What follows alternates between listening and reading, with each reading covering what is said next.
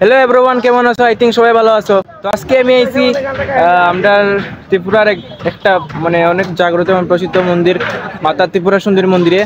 তো তোমরা দেখো এটা কিছু প্রিভিউ।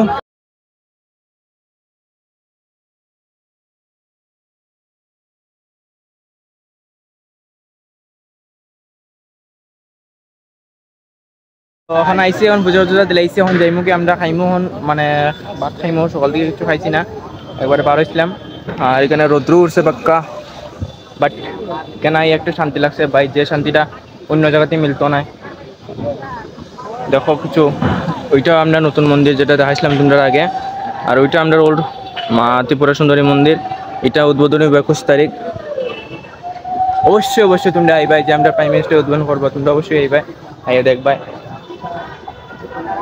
তো এখন আমরা মারে দর্শন করিয়া পুজো উজা করিয়া সব খাচ্ছি। এখন আমরা যাইমু আবার ব্যাক করিয়া আগরতলাতে।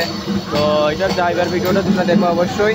আর আজকের লেগে ব্লগটা এতটুকু। Thanks for watching. ভালো লাগলে ফলো করিও। আর অবশ্যই তোমরা এখানে আইবে 21 তারিখ, আমরা যে প্রাইম মিনিস্টার আইব তাইনে এখানে উদ্বোধনটা করবো।